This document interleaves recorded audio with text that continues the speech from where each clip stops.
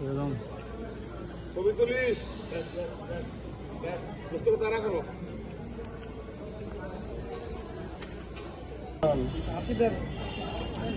এই সময় বিল দেবো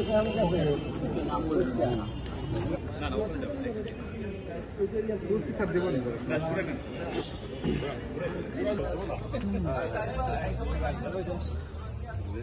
ওটা করার আসবে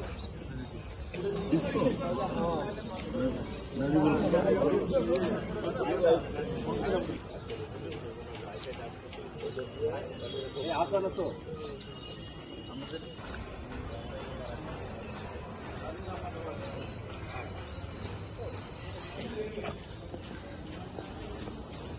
এই দূর থেকে একটা সম্পূর্ণটা নেই।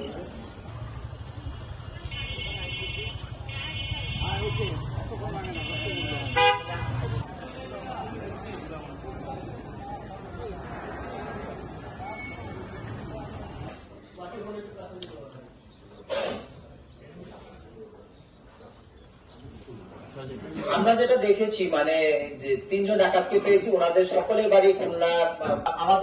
আমাদের দৃঢ় বিশ্বাস যে আমাদের এই যে সৈয়দপুর অথবা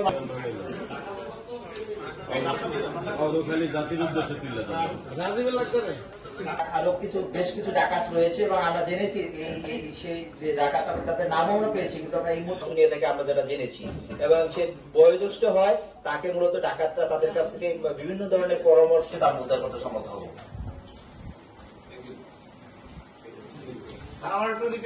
পালং মডেল থানাস্থ যে মজিদ জরিনা ফাউন্ডেশনের মার্কেটের 2য় তলায় বাংলাদেশ টোবাকো লিমিটেড অর্থাৎ ব্যাটের অফিসে একটি দুর্ধর্ষ ডাকাতি সংঘটিত হয় এবং সেই ডাকাতির ঘটনায় পালং মডেল থানায় একটি মামলা রুজু হয়। তো মামলা রুজু হওয়ার পর থেকে আমরা আমাদের শরীয়তপুর জেলার পক্ষ থেকে আমরা একটি চৌকস টিম করে দেই এবং সেই টিম নিরলস পরিশ্রমের মাধ্যমে আমাদের সেই ডাকাতির যে রহস্য উদ্ঘাটন করতে আমরা সম্মত হই এবং আমরা ইতিমধ্যে 3 জন ডাকাতকে উদ্ধার করি, গ্রেফতার করি এবং ডাকাতিতে লুণ্ঠিত 18,58,965 টাকা আমরা ডাকাতদের কাছ থেকে আমরা জব্দ করতে সম্মত হই এবং একই সাথে ডাকাতিতে ব্যবহৃত যে পিকআপ গাড়ি সেটি উদ্ধার করি এবং আরেকটি পালসার মোটরসাইকেল এবং ডাকাতদের মানে তাদের নিকট হইতে আরো 50টি মোবাইল সেট আমরা জব্দ করি এবং আরো কিছু ডাকাতের সাথে জড়িত আছে।